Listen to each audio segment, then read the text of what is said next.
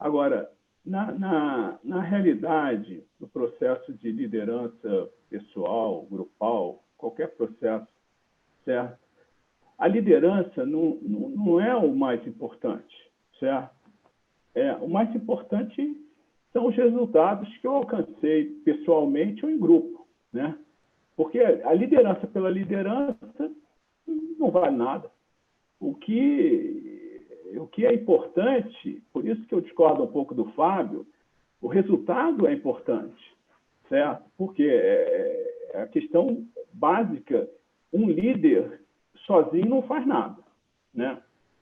Então, eu até como consciência, eu preciso dos meus amparadores, eu preciso de amparadores extrafísicos e intrafísicos, certo? Porque, para mim, seguir no meu processo evolutivo, porque eu sozinho também não vai ter evolução, certo? Então, eu preciso dessa realidade. Então, para mim, o importante não é a liderança, não é o líder, é o resultado que eu estou tendo da minha recim, do meu esforço pessoal, e se eu estiver num grupo, do grupo. Senão, não serviu para nada, né? Para que eu tenho um líder? Né? Então, eu acho que tudo é importante, mas o resultado é importante. Eu tive esforço. É como o professor Walter falava, olha, o líder primeiro faz, né? Depois ele ensina, depois ele comanda. Mas o primeiro passo é fazer, certo? E eu tenho que ter resultado, porque senão, se eu não tenho recim, se eu não tenho evolução, eu não tenho resultado, né? Então, para que serviu a liderança? Para nada, é uma questão conceitual, né? Eu fico sempre nesse conceito do que é melhor liderança, do que é melhor líder e tal. Agora, o líder, eu volto a dizer, o líder, ele tem mérito, ele tem um pouco mais de qualificação, vamos dizer, do que os liderados. Senão, ele não seria líder, né? Então, a gente tem que reconhecer que tem um diferencial. Tem um diferencial porque ele chegou àquela liderança.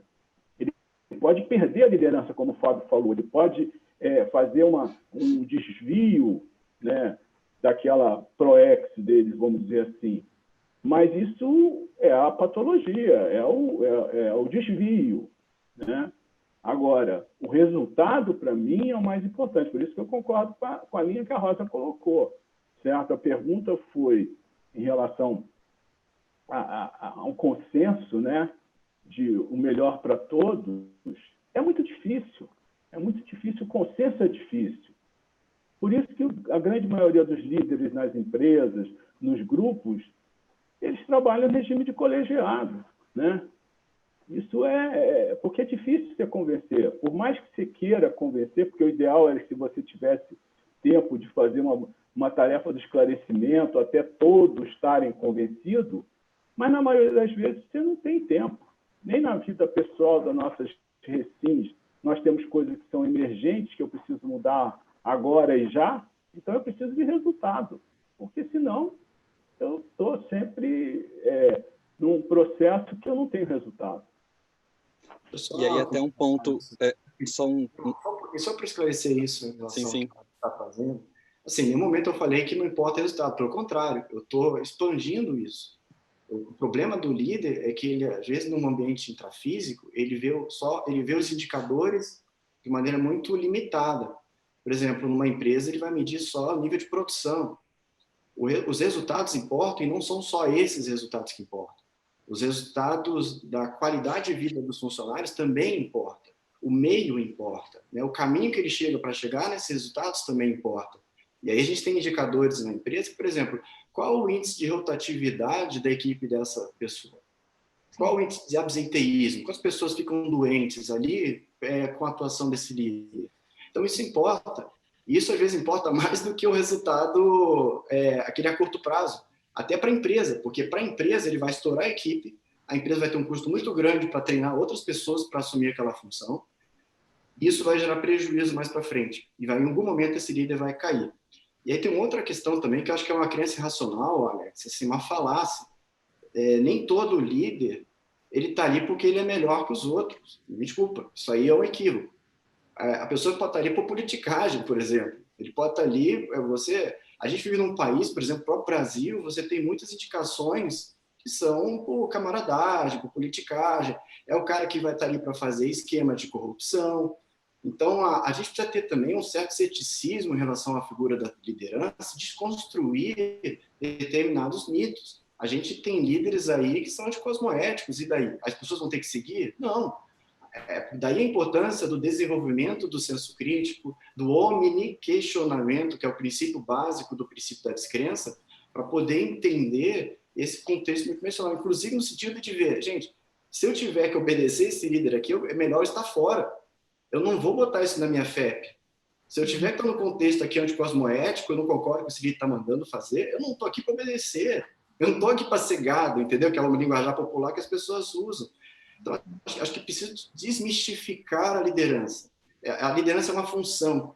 E a tendência que eu vejo mais para o futuro é que a liderança esteja atrelada cada vez mais a uma qualidade, não de ser melhor que os outros, mas da mesma forma como o neurocirurgião opera melhor que um cirurgião geral quando vai fazer uma neurocirurgia, e vice-versa, o cirurgião geral vai fazer melhor a cirurgia geral do que o neurocirurgião, existe uma especificidade na atuação da liderança. Existe uma funcionalidade atrelada a isso, e para mim a liderança do futuro é aquela liderança que consegue extrair o melhor das pessoas, consegue gerar sinergismo grupal. E eu sou até otimista, né?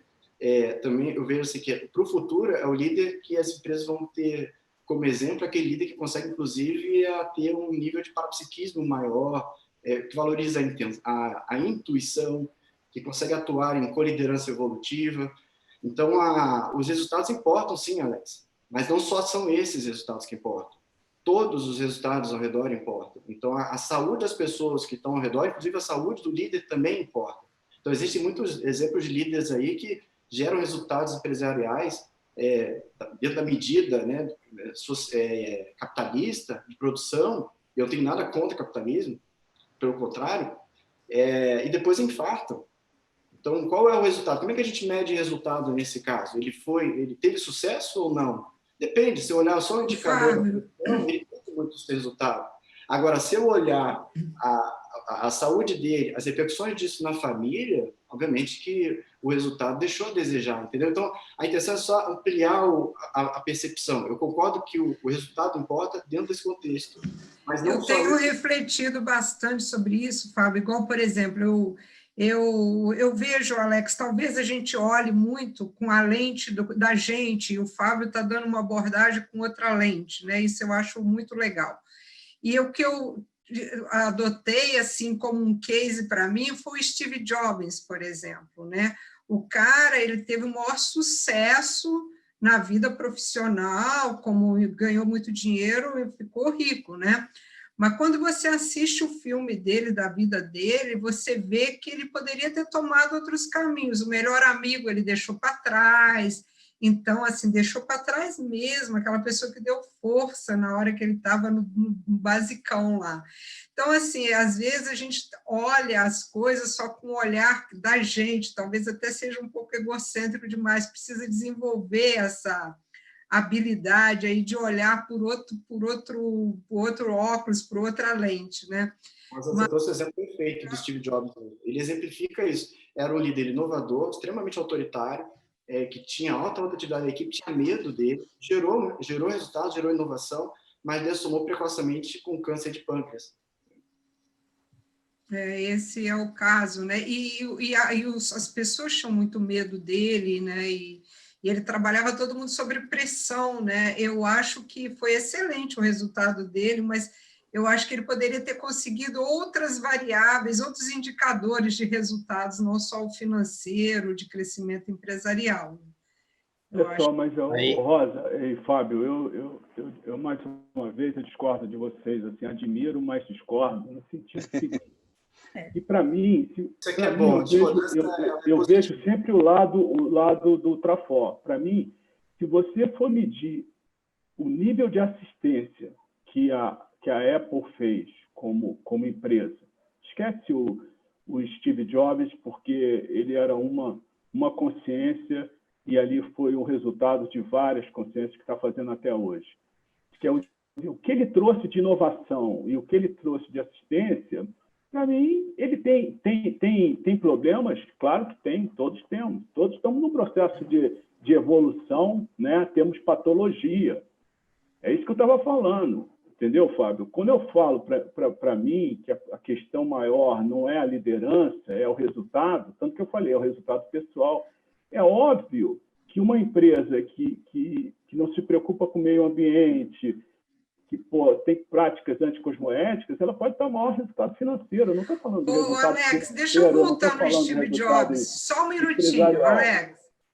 Assim, eu acho importante, claro, se você for olhar a quantidade de emprego que o Steve Jobs gerou e tudo mais, eu acho legal. Mas se você olhar ele, a intraconsciencialidade dele, como ele se sentiu como resultado para a consciência, o resultado intraconsciencial dele. Eu estou olhando para dentro do Steve Jobs, eu não estou olhando para o externo do Steve Jobs, eu estou tentando olhar ele como consciência. Será que numa reflexão mais profunda, né, é incontestável o legado que ele deixou, a tecnologia, avanço tecnológico, mas eu me coloquei no lugar dele. Se eu tivesse no lugar dele, tivesse construído um império e teria gerado um monte de emprego, é claro que tem atenuantes aí, mas eu, como consciência, eu acho que eu não estaria satisfeito olhando o resultado intraconsciencial. E aí, pessoal, só como a gente está chegando nos 5 minutinhos finais, é uma conversa que dá para ficar mais 1 hora.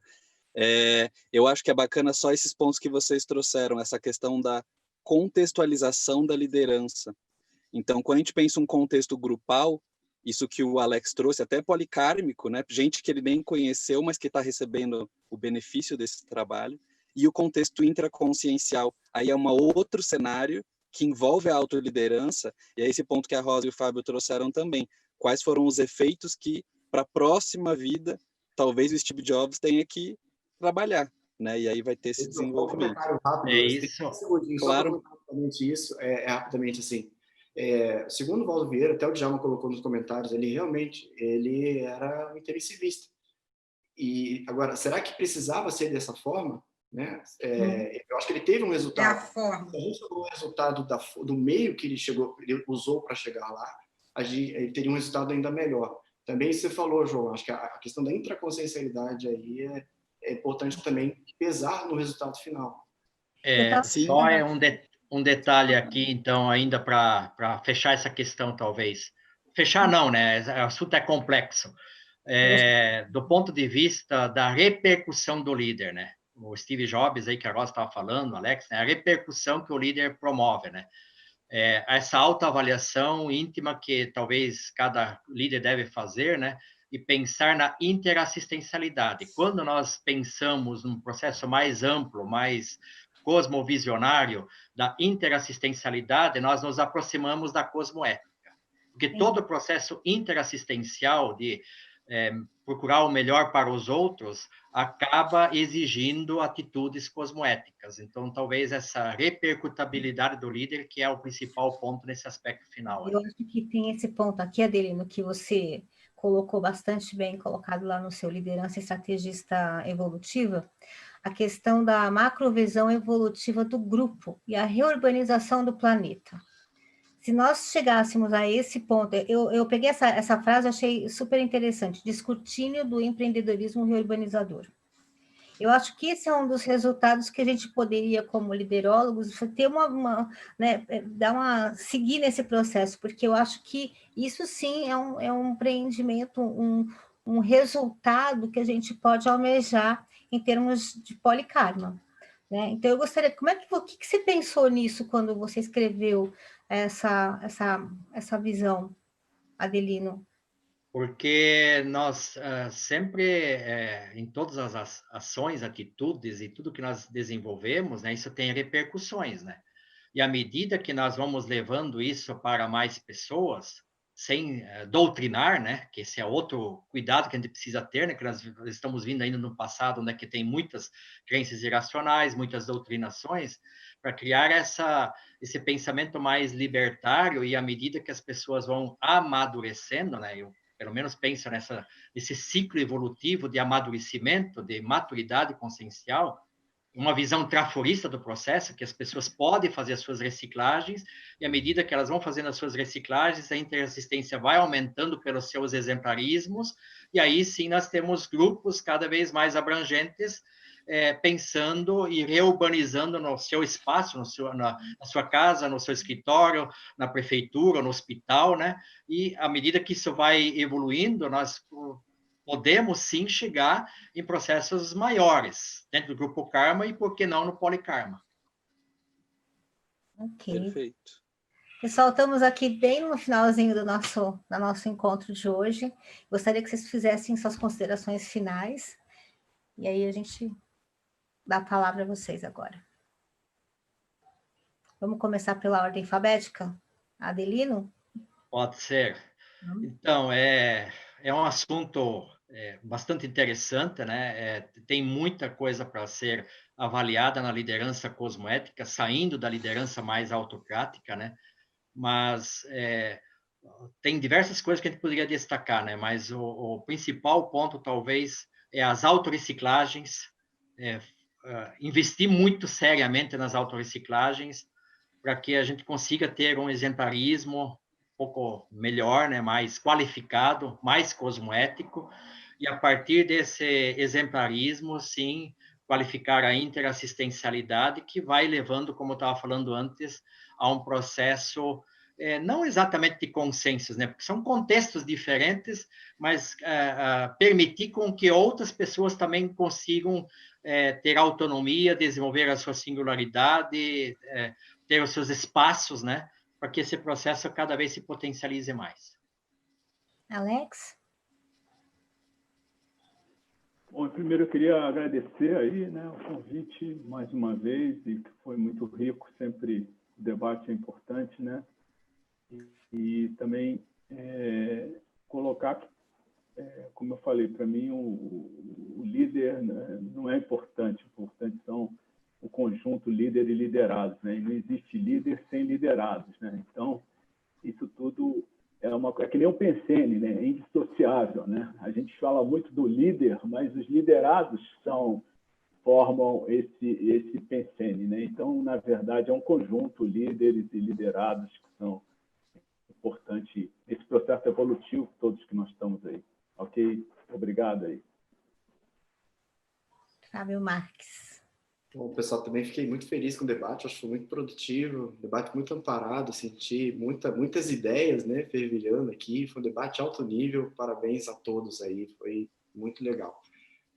Como mensagem final, eu acho que eu traria um questionamento, né, para quem está assistindo aí, para avaliar a sua autoliderança, se você está em uma função de liderança, uma pergunta simples, mas que ela é muito profunda para a autopesquisa. Você gera dependência ou você gera autonomia? O líder cosmoético, ao meu ver, ele não gera dependência. Ele fortalece a autonomia. E aí eu acho que a segunda mensagem que eu gostaria de trazer, para a gente se inspirar, né, da mesma forma como o Conscienciograma procura se inspirar, né, no modelo de Serenão, a gente procurar entender também como funciona o colegiado de Serenões. E aí a gente vai começar a entender melhor como funciona a questão da coliderança evolutiva, a ideia do protagonismo conjunto e o binômio líder-líder. Sair dessa condição do binômio líder-liderado.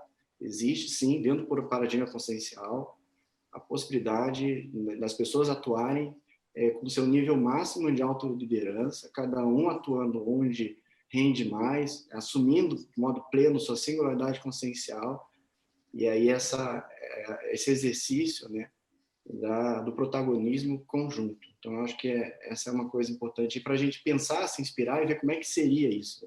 Será que é possível, né?